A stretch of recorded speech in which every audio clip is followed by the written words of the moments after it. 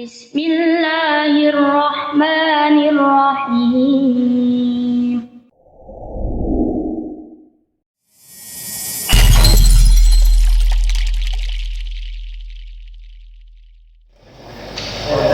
Bismillahirrahmanirrahim. Assalamualaikum warahmatullahi wabarakatuh. Alhamdulillahirrabbilalamin. Wabihi nasta'inuhu ala umuri waddin. Wassalatu wassalamu ala asyrafil anbiya'i wal mursalin Nabiyil karim wa ala alihi wa ashabihi ajma'in, amma ba'du. Alhamdulillah Bapak Ibu yang dirahmati Allah subhanahu wa ta'ala, pada malam hari ini kita bisa bertemu kembali melanjutkan kajian kita, karena dengan mengkaji sejarah ini bisa mengambil banyak pelajaran, bahwasanya sejarah yang paling otentik, sejarah yang paling bisa dipertanggungjawabkan adalah ketika sejarah itu berlangsung secara turun-temurun dengan melalui yang namanya sanad. Gitu. Kita percaya bahwasanya Pak Karno itu presiden pertama karena riwayat, gitu. Nah, karena sejarah, sejarah yang dialami, kemudian dialami oleh orang tua kita, turun temurun, dan tidak ada yang namanya perselisihan. Sepakat semuanya adalah Pak Karno presiden pertama, gitu kan, gitu. Karena semuanya sepakat dan tahu semuanya, teman-teman. Itu justru yang presiden kedua dan ketiga itu banyak yang tidak tahu. Karena apa? Terputusnya yang namanya sanad. Jadi presiden pertama adalah Bapak Soekarno, presiden kedua adalah biasanya kita menyebut langsung Pak Soeharto, kan, teman-teman. Padahal di sini ada apa? Ada sesuatu yang hilang, makanya kita belajar yang namanya sejarah. Itu. Pertama Pak Karno, kedua adalah Mr. Syafruddin Prawira Negara, ketiga adalah Mr. As'ad, baru yang keempat adalah Pak Soeharto. Itu sejarah. Begitu pula kita pada malam hari ini, kita alhamdulillah masih terus bisa istiqomah, masih terus bisa istiqomah untuk apa? Untuk melanjutkan kajian. Makanya buat kalian penting kita memohon kepada Allah dengan sebuah doa yang meminta supaya apa? Diberi anugerah yang namanya istiqomah.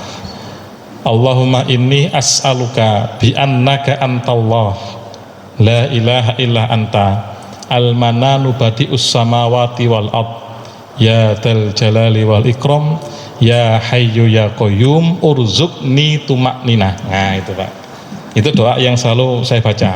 Itu baik ketika kita mau berdoa, ya namanya kita mengagungkan Allah, kemudian kita bersolawat, baru kita menyampaikan hajat kita kepada Allah Subhanahu wa Ta'ala. Nah, pada malam hari ini kita sudah sampai yaitu pada peristiwa perang Uhud. Itu, semuanya sudah tahu, bahkan mungkin yang sudah pergi ke Tanah Suci pasti berziarah ke Gunung Uhud atau Jabal Uhud. Tapi apakah jenengan di sana itu diberitahu?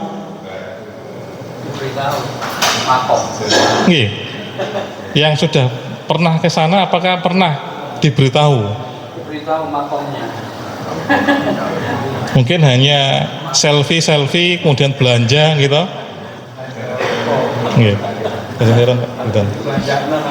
Bu, apakah jenengan setelah nyampe di Jabal Uhud kemudian jenengan diberitahu? Di sana ada Pak sebuah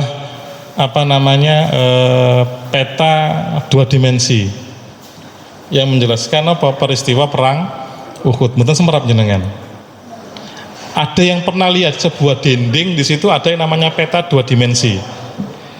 Dari semen Pak dilukis itu loh. Ada yang sudah pernah lihat? itu di Madinah Pak, di wilayah Jabal Uhud yang menceritakan peristiwa perang Uhud. Kalau tidak tahu berarti wassalam gitu, eman gitu. Jadi Jabal Uhud itu yang mana atau Jabal Uhud niku?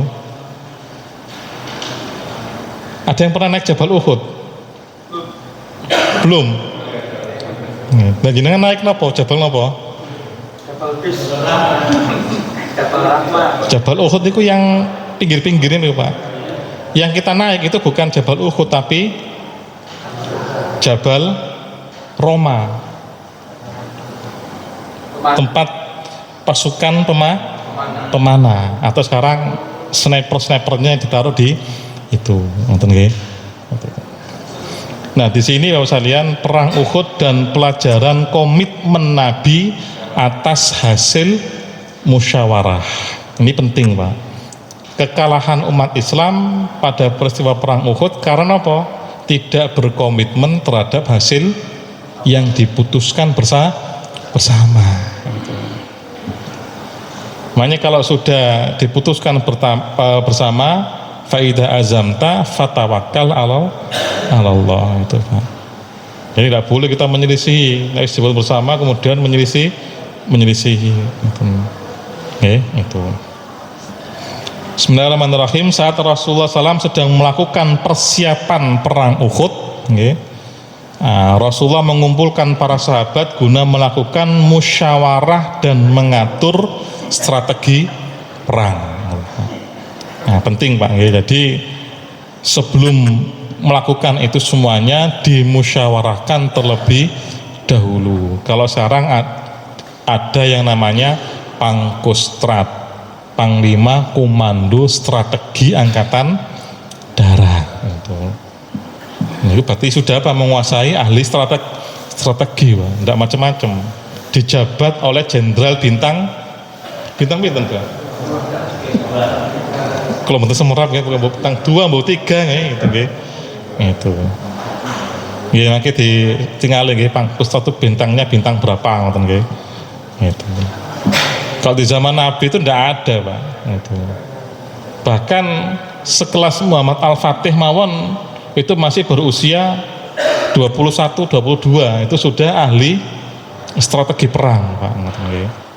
Nah kalau di kita kan baru bisa menjabat ketika bintang 2 atau bintang 3 itu Pak. Bintang 7, bintang 9 Pak.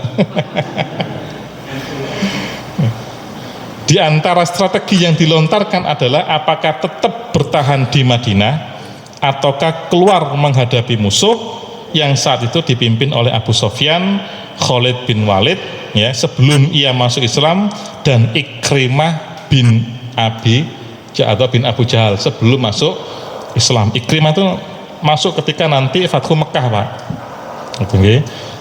Itu. Jadi Khalid itu juga nanti masuk Islam, kemudian setelah berikutnya adalah Ikrimah ketika pembebasan kota Mekah gitu Pak.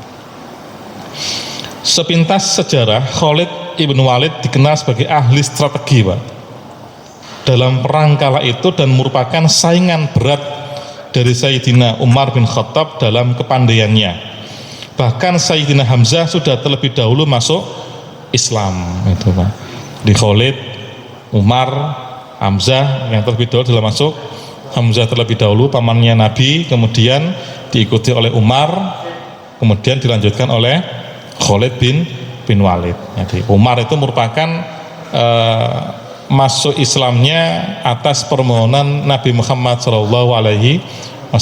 Allahumma aizal Islam bi umaraini, ya Allah muliakan, kuatkan Islam ini dengan 2 Umar itu Pak.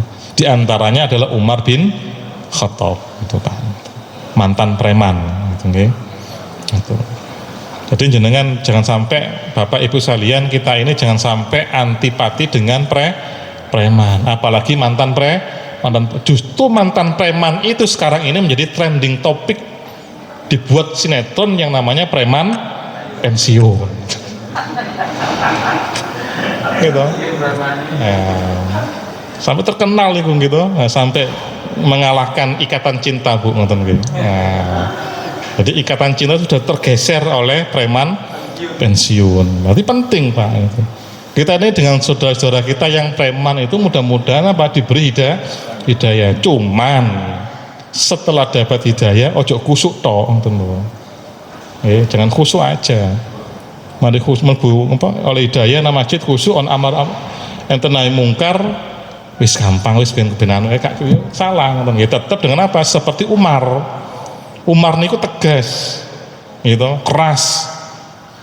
Kerasnya Umar itu terbawa ketika dia masuk Islam. Cuma apa? Objeknya berbeda. Sebelum dia masuk Islam, kerasnya kepada Islam. Setelah dia masuk Islam, kerasnya berbalik kepada orang-orang kafir musyrik Quraisy, gitu Pak. Nah, itu loh. Itu tetap, nonton Pak. Seperti petarung MMA nih, semerap jenengan, sinten? Khalid. Nggih. Nah, saya juga ngikuti YouTube-nya itu, Pak. Khalid itu, nggih. Itu yang petarung juara MMA itu kan sampai di sini ada salibnya, Pak, gitu. Nah, ada tatonya macam-macam lagi. Nah, dia dapat hidayah masuk ke dalam Islam, gitu loh, Pak. Nggih. Itu. Istrinya juga dimasuk dalam Islam juga. Bahkan anaknya pun juga masuk ke dalam Islam. Itulah, Pak, yang namanya apa? Al-i'tizaz bil Islam. Mendapatkan kemuliaan dari Islam itu. Jadi jangan berubah, jangan lantas kemudian sudah masuk Islam, saudara-saudara kita yang preman-preman pensiun, ya preman pensiun nih, ya tetap jangan pensiun, cuma objeknya diganti, loh. Enek panitia masjid direcok yang preman, si mantan preman maju kan gitu, itu loh. Enak kajian dibubarkan, ya. Jadi mantan preman itu berubah arah, gitu loh, gitu. Itulah yang dialami oleh Umar bin Khattab. Gitu. Makanya Umar itu, Bapak sekalian, dalam sejarah itu terkenal orang yang tegas, keras, tetapi berbalik. Gitu. Bahkan ketika sudah menjadi khalifah pun itu ditegur oleh para sahabat, Pak. Nah, ini di dalam Al-Mustadrak yang diriwayatkan oleh Imam Hakim. Sudah saya bahas di Masjid Abu Salam itu. Bismillahirrahmanirrahim. Qissatun khuruji Umar ila Syam. Jadi kisahnya Umar bin Khattab itu keluar menuju ke Syam. Syam itu dulu luas, Pak. Ya Suriah, ya Palestina itu dulu bumi Syam itu, Pak.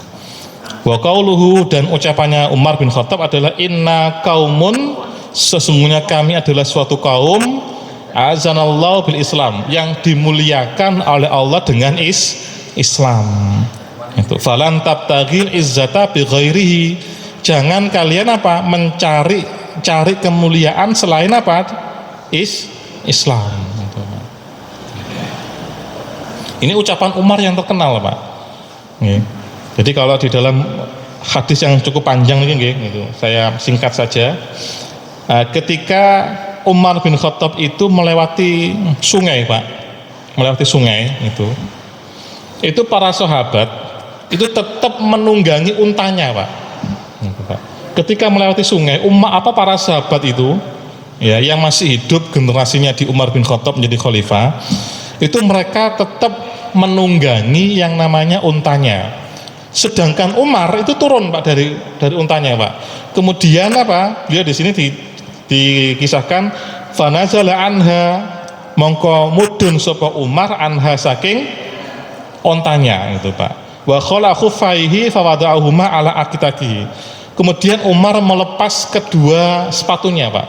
Kemudian diikat, ditaruh di unukihi, Pak, di lehernya, Pak. Gitu. Jadi para sahabat ini protes gitu atas perilaku Umar. Gitu. Jadi Umar itu turun, lepas sepatunya biar tidak basah terkena air sungai, kemudian ditaruh di kados kula panjenengan waktu SD nih, Pak, nak wangsul sekolah kita nggih. Tali sepatunya direk terus dalane itu nggih. Itu nonton. Baru nyebrang sungai. Ya Umar, engkau itu khalifah, tak khalifah tampilannya kok ngene gitu. Ndak yakin bisa menaklukkan bangsa-bangsa yang besar itu.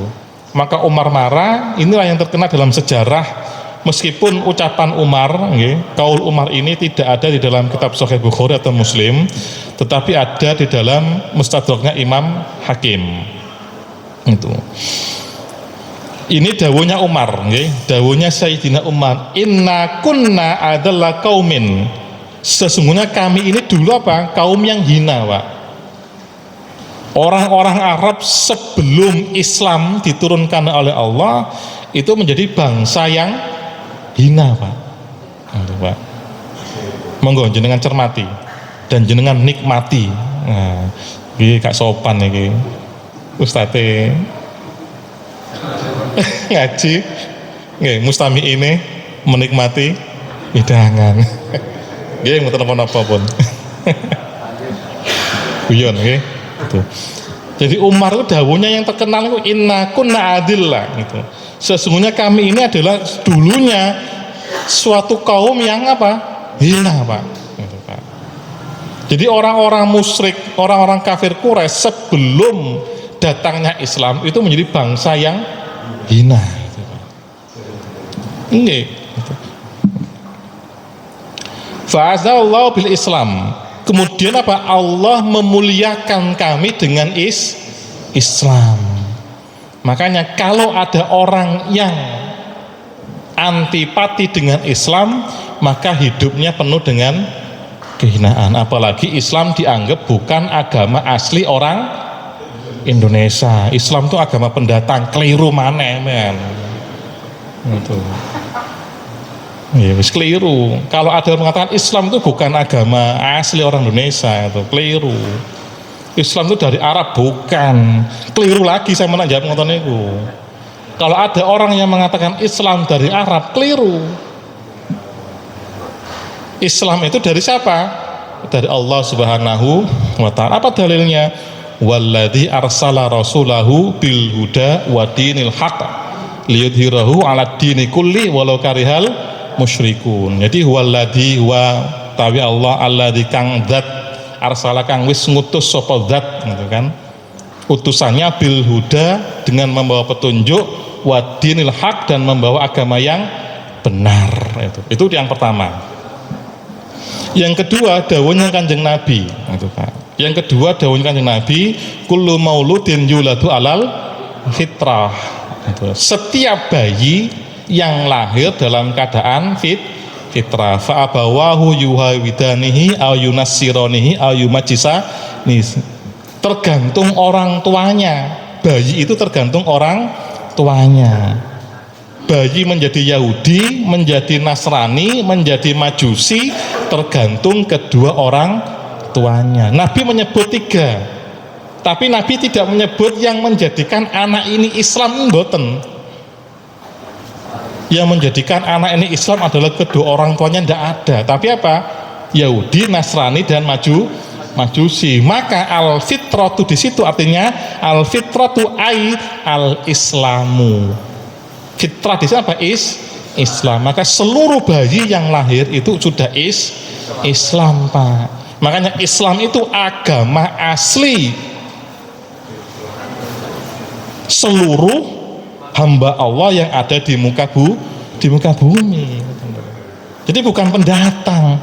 Islam bukan dari Arab, Islam dari Allah, dan bukan agama pendatang. Justru kitalah semua yang pendatang.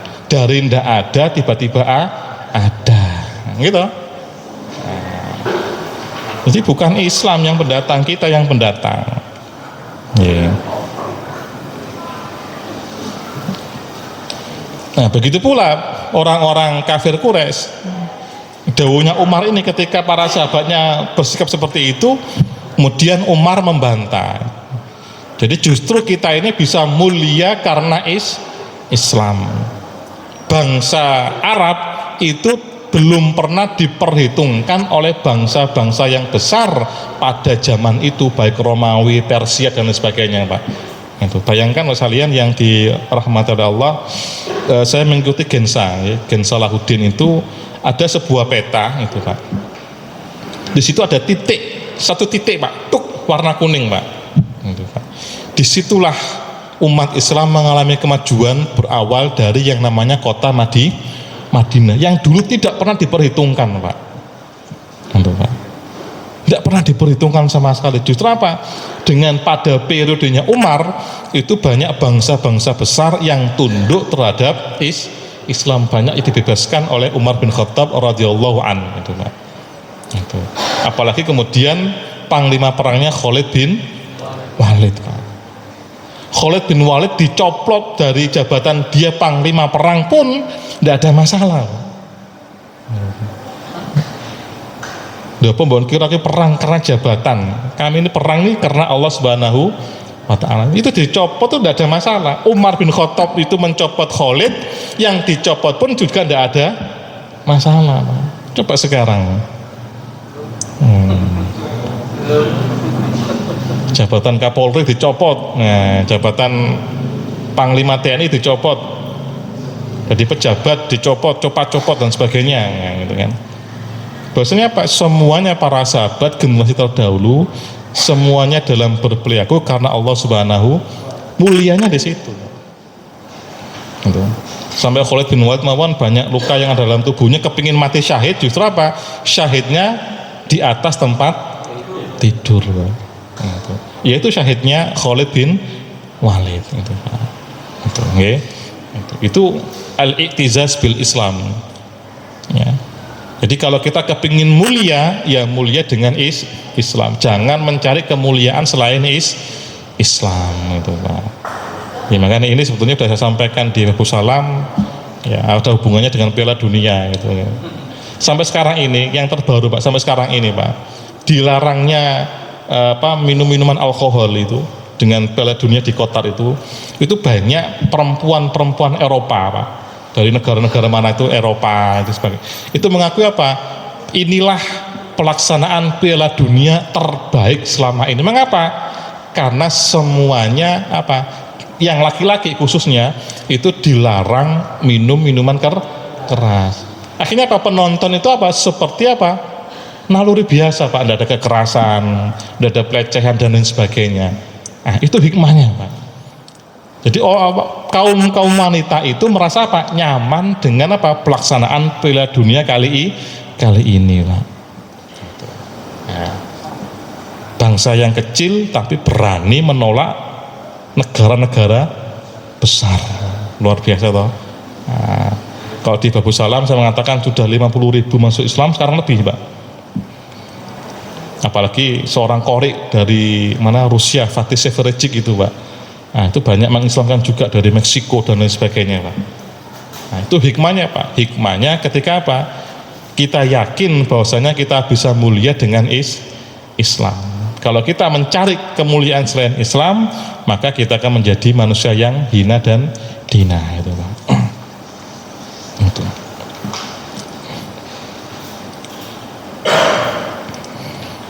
Saat Khalid bin Walid masuk Islam, ia mendapat julukan langsung dari Rasulullah SAW sebagai Saifullah, sang pedangnya Allah, karena kelebihannya dalam bertempur dan memimpin pasukan. Begitu pula kalau hidayah sudah masuk ke dalam sanubari orang, ia bisa bertindak sebaliknya dan justru memilih menyokong perjuangan Islam. Jadi itu, Pak, penting mempertahankan karakternya orang itu penting, antara sebelum dia mendapatkan hidayah dan setelah dia mendapatkan hidayah. Utsman pemalu, sama sebelum dia masuk Islam dan setelah masuk Islam sama, itu, Pak. Abu Bakar As-Siddiq sama semuanya, Pak. Ali bin Abi Thalib semuanya sama, Pak. Jadi karakternya ini sama sebetulnya, cuma berubah ketika apa? Dia sudah mendapat hidayah. Abdurrahman bin Auf sama, Pak, itu, Pak. Itu. Jadi karakternya itu membawa positif ke dalam Islam. Itu, Pak. Ketika perang Uhud, awal mulanya tentara Quraisy melakukan persiapan penggalangan dana. Itu. Himmah atau kekuatan mereka sangat kuat, yaitu membalas kekalahan mereka di perang Badar. Terbawa sampai sekarang, Pak. Kalau dulu orang-orang kafir Quraisy kalah pada peristiwa perang Badar, dendamnya ini sampai sekarang, sampai waktu itu dibawa sampai hari ini Pak. Ketika pilkada kalah, dendamnya itu dibawa gitu. Pejabat-pejabat yang nggak sesuai dengan dia dicopot semuanya Pak gitu kan. Nah, gitu. Diganti dengan apa? Pejabat-pejabat yang sesuai dengan dia. Padahal apa? Penjabat.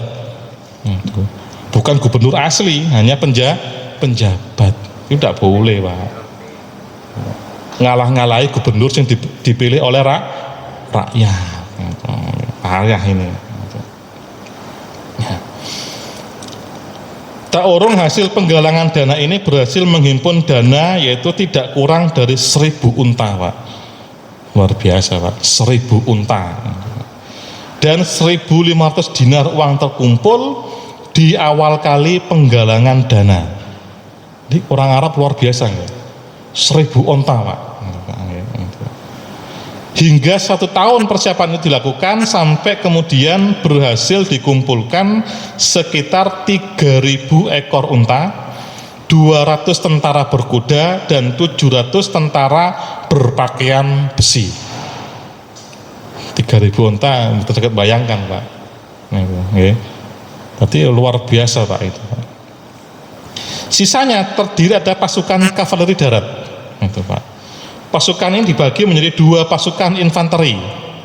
Ya. Pucuk pimpinan, ya, panglimanya dipegang oleh Abu Sofyan.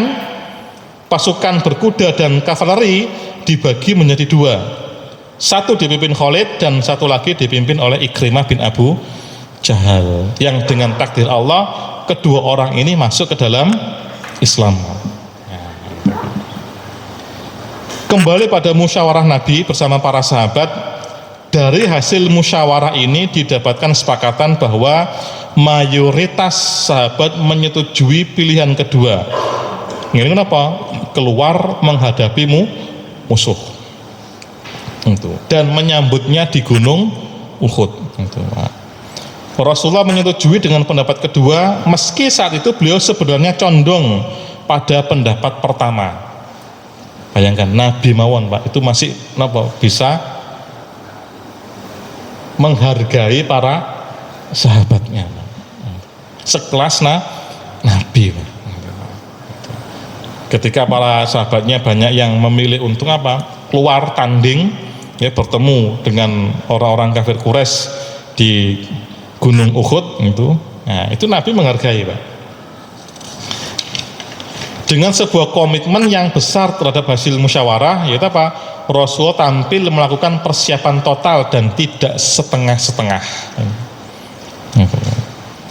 Adalah sahabat Sa'ad bin Mu'ad dan Usaid bin Uzair radhiyallahu anhuma. Keduanya merupakan sahabat yang seide dengan Rasulullah ketika berpendapat, yaitu tetap bertahan di kota Madinah. Ketika itu keduanya sempat berbicara dengan sedikit hati yang masyhul. Ya rada anu lah gitu. Bagaimana mungkin para sahabat memilih untuk melakukan gagasan menyambut pasukan Quraisy di Bukit Uhud, sementara Rasulullah menghendaki agar tetap bertahan di dalam kota. Nah, ini. Jadi ada 2 pendapat, gitu. Nah, meskipun begitu diputuskan untuk melawan mereka, tanding, ya, itu Nabi total Pak, tidak setengah-setengah Pak. Ketotalan Nabi adalah dengan apa? Nabi mendapatkan luka yang pertama. Bahkan Nabi kehilangan paman beliau, yaitu Hamzah bin Abdul Thalib itu. Nah, demi melihat itu, setelah Rasulullah SAW memakai baju besi dan menyiapkan pedangnya serta memakai surban sebagai pertanda siap perang, beliau menyarankan agar keduanya menahan diri dari pendapatnya sampai menunggu keputusan yang datang dari Allah Subhanahu wa Ta'ala. Maksudnya adalah keputusan Allah ini agar pihak yang berbeda pendapat menahan diri sampai kemudian datangnya wahyu. Nah, itu Pak. Ini pelajaran penting Pak buat kita semuanya ketika di dalam melakukan musyawarah bersama Pak. Musyawarah mufakat, nak wis diputuskan gak oleh gremeng nang mburi. Ngaku asine ngene tak boleh Pak. Kalau sudah diputuskan semuanya, ya kita tawakal, kemudian apa? Memasrahkan hasil ini kepada Allah Subhanahu wa Ta'ala. Dilaksanakan sama-sama, Pak. Nabi mawon tidak setengah-setengah, Pak. Dan Nabi pun meminta dua orang tadi yang setuju dengan beliau pun juga apa? Menahan diri, Pak. Itu, Pak. Nah, tidak boleh sesama saudara umat Islam dalam musyawarah apa? Saling menikung dari belakang. Itulah kalau terjadi, ya itulah kelemahan umat Islam. Saling ya melemahkan satu sama lain. Nah, aku aslinya ngene mang, gak cocok aku ngene, gak bisa Pak gitu. Gak bisa. Makanya lebih baik ngomong di awal, sepahit apapun ya enak disampaikan di depan. Seperti yang diajarkan oleh para sahabat, ulama kita, bahkan bapak-bapak kita sebelum era kemerdekaan. Saya sering mengulang, Pak. Ya, tokoh-tokoh masyhur itu kalau rapat ya seperti itu, Pak. Itu enggak ada masalah, Pak, gitu, Pak. Itu. Ya. Bahkan Pak Nasir sampai kursi melayang, piring melayang enggak ada masalah. Selama di dalam rapat itu. Tapi setelah rapat semuanya saling berkomitmen di dalam apa? Melaksanakan putusan tersebut, gitu, Pak. Sepertinya Pak, biasalah di dalam rumah tangga kadang pula terjadi pertengkaran gitu Bu. Bapak kalau ibu kadang-kadang tukaran gitu, gak wawu, gak nyopo. Sama saya juga pernah gitu loh. Ya namanya rumah tangga itu adalah bumbu dari rumah tangga. Terkadang masih ada gengsinya gitu. Nah, kalau kangen nomor-nomor turang pinggiring gitu ya gitu. Nah, benci tapi rindu ngoten lho nggih. Nggih Bu nggih. Nah, benci tapi rindu. Biasa ngoten. Tapi setelah apa? Ya di luar ya ojo gontokan cian. Nah di luar ya gandengan, budal ngaji bareng, goncengan ngoten lho Bu nggih. Nang omah tukaran ya terus gak apa-apa, tapi nek metu tetep goncengan, sing wedok ngerangkul ngoten lho. Nah, itu seni di dalam rumah tangga. Jenengan nggih ngoten, nggih sami mawon kula nggih ngoten nggih. Nggih. Biasa rumah tangga Bu gitu. Nah, ngoten.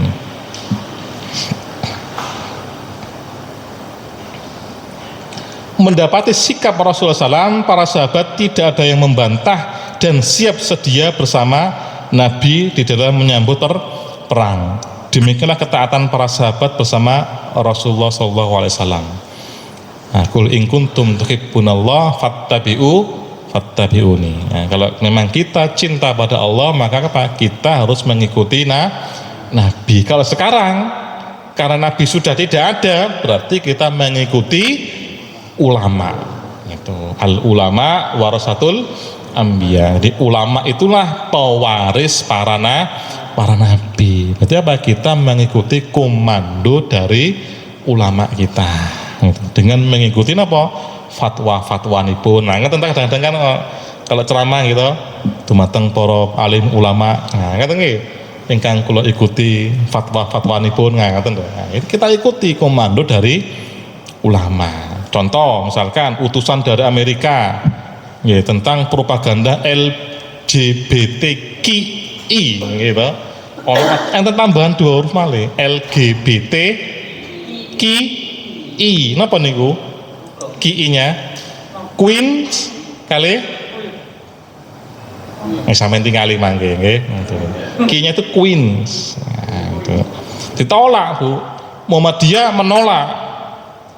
Kemudian dari Dr. Sinten niku dari Sidogiri niku yang kemarin juga ikut undangan di India niku. Nah, itu di Komisi Fatwa MUI itu juga menolak. Nah, itu. Nah, ngoten lho. Jadi kita mengikuti ulama kita juga wajib menolak. Apa urgensinya ketemu dengan Indonesia? Indonesia itu jelas ketuhanan yang Maha Esa, ngoten lho. Itu. Jadi menolak apapun itu Pak. Ya. Kalau kepingin tahu LGBTQI, nah, itu ada yang ngasih saran Pak. Ada yang ngasih saran. Wis tidak apa-apa, sediakan 2 pulau. 2 pulau. 1 untuk lesbi, 1 untuk homo. kasih waktu 20 tahun, kira-kira iso nambah apa tambah entek? Paham maksudku loh? Nah, kira-kira iso nambah apa tambah entek? Ngoten lho. Nah, gitu. Iki ono 20 ngono, pulau terpencil ngono gitu. Ben urip-urip dhewe kira-kira iso nambah apa iso tambah entek. Gitu. Nah, jadi sing menganut paham-paham LGBTQI itu kayak pulau 2 pulau. Indonesia cuilan pulau Indonesia ribuan pulau kayak orang Indonesia nih loh. Pulau-pulau sing terpencil kira-kira iso nambah apa tambah entek ngono kuwi. Nah, inilah salah satu teladan komitmen Nabi terhadap keputusan hasil musyawarah. Dan sekali lagi menjadi bukti bahwa penentuan pendapat dapat ditentukan melalui jalan voting. Kenapa voting itu suara terbanyak. Selain musyawarah juga bisa suara voting, itu. Dan bukannya melulu sebagai musyawarah mufakat mawon, selain musyawarah juga ada voting. Nah, mengenai proses persiapan ini, nah ini surah Al-Imran, tidak saya cantumkan di sini karena cukup panjang Pak nanti ngoten. Jadi langsung bersumber dalam Al-Quran, surah Al-Imran ayat 121 sampai 28, kemudian ayat 139 sampai ayat 171. Kemudian sebenarnya masih ada banyak suri tauladan yang menarik dari kisah perang Uhud ini, termasuk diantaranya kisah tentang taktik perang Nabi dalam menghadapi kaum Quraisy yang saat itu sedang berkobar dengan api dendam akibat kekalahan saat perang Badar. Jadi 1400 tahun yang lalu Pak, peristiwa ini terbawa di Indonesia Pak. Arab perang 2024 Pak. Wah, itu kan terus berkobar ini Pak kayaknya. Kak saya lihat kok dendamnya sampai 1400 tahun sampai saya kisah digowo terus ini. Oke. Nah, hati-hati, dengan hati-hati ya, dengan informasi-informasi yang hoax. Hati-hati.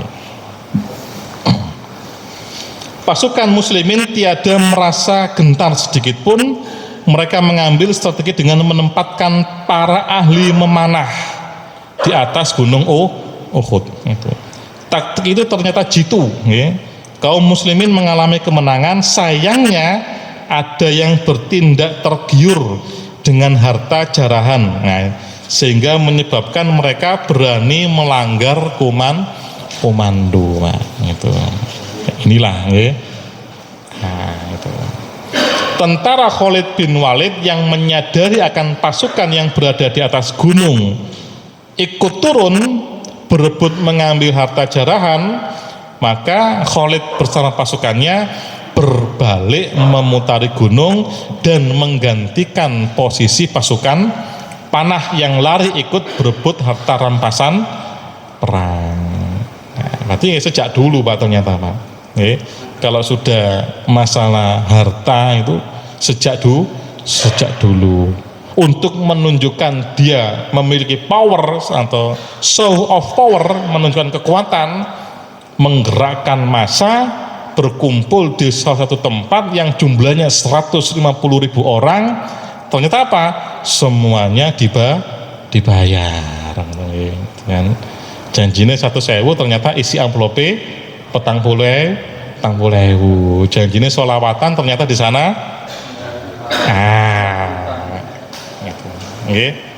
makanya kita harus komitmen dan mengikuti komando dari ulama. Jangan tergiur dengan dengan hadiah yang sesaat tapi sengsara 5 tahun. Ambil uangnya, jangan coblos orangnya.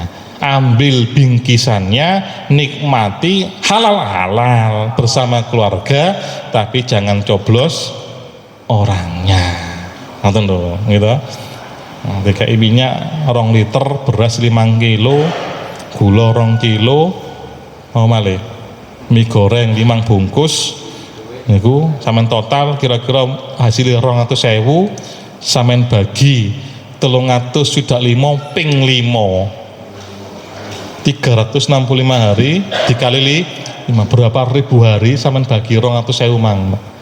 Kira-kira sedina jenengan pirang ripis. Nah, gitu. Nah, gitu loh nggih. Jadi mengikuti komando dari ulama kita.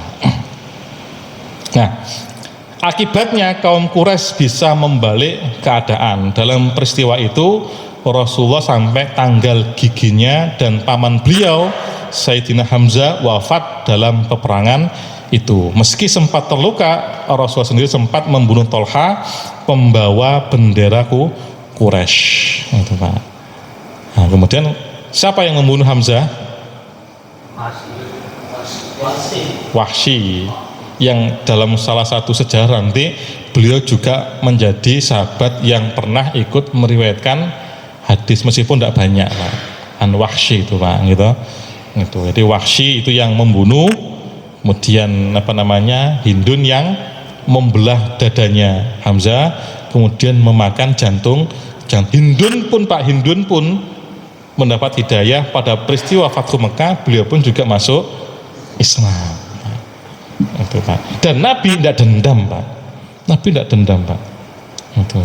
Ketika Nabi khutbah Pak di Fathu Mekah itu, ketika Nabi berpidato khutbah itu, beliau tahu itu Hindun Pak di situ Pak. Nah, dan Nabi pun tidak menyimpan perasaan dendam sekalipun. Meskipun pamannya dibunuh sesadis itu Pak. Wis dibunuh gitu, disobek dadanya, dimakan jantungnya. Itu luar biasa Pak nih Pak. Gitu.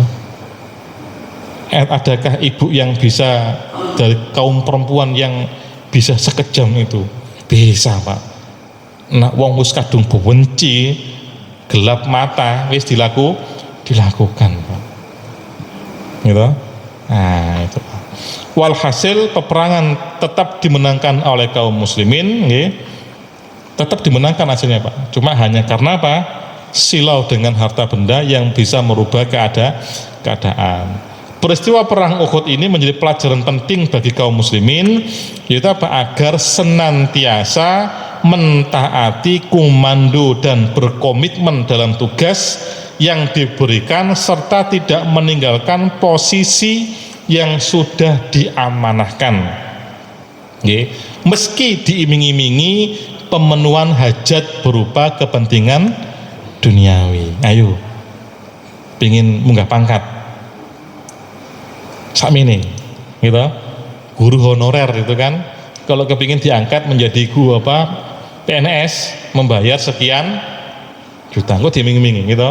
Enggak oleh naik PNS, gitu, dapat macam-macam, nah itu Pak, gitu.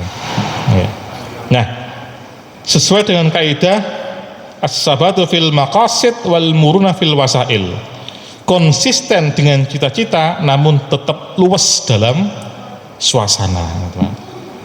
Jadi ketika dia sudah diamanahkan untuk berada di atas, itu Pak, dia tetap harus di situ Pak, tetapi luas, gitu Pak.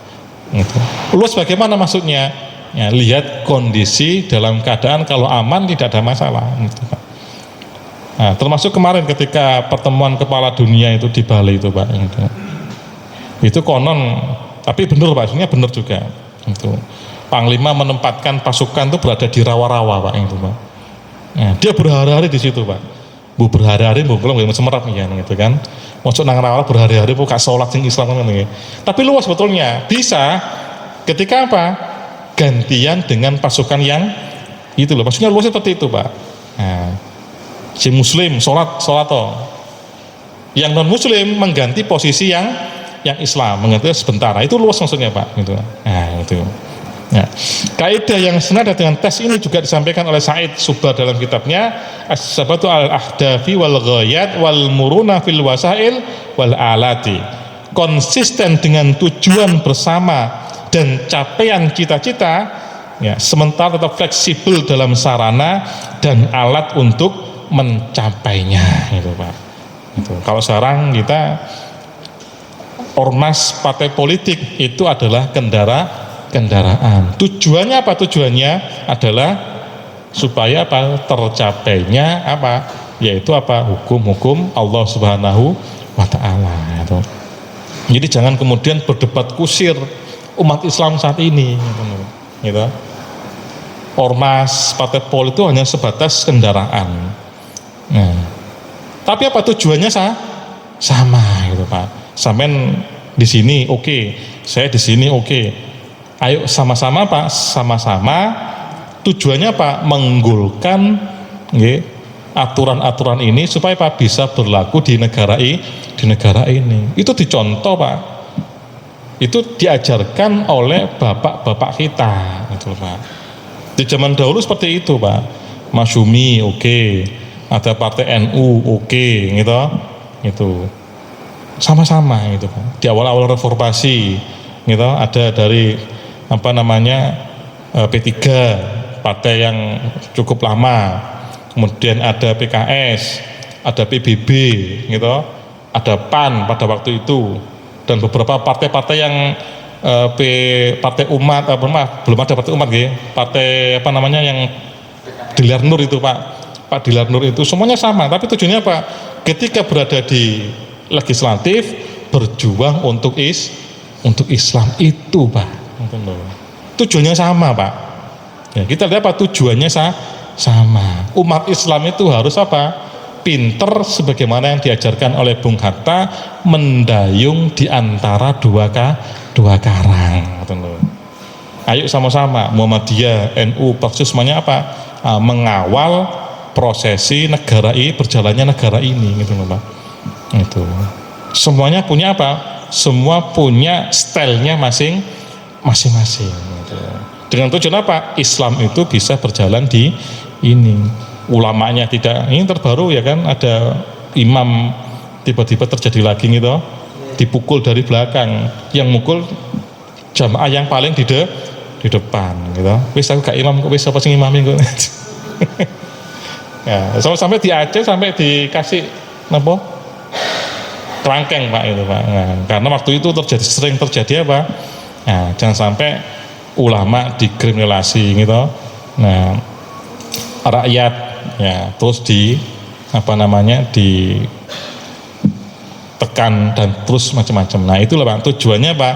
Nah kita semuanya itu bersama-sama kalau sudah berkomitmen maka kita Pak menjaga komitmen itu dan memasrahkan semuanya ini kepada Allah Subhanahu wa taala. Mudah-mudahan ya dari kajian ini pelajaran penting yang bisa kita ambil pada peristiwa perang Uhud ini, mudah-mudahan kita semuanya tetap mendapatkan hidayah Allah Subhanahu wa taala dan mendapatkan tetap konsisten di dalam memperjuangkan agama Allah, al-i'tizaz bil Islam. Kemuliaan hanya bisa kita dapat dengan apa? Dengan cara tetap mempertahankan yang namanya Islam. Kita akhiri dengan doa kafaratul majelis.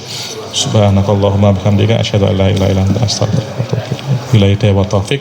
Wassalamualaikum warahmatullahi wabarakatuh.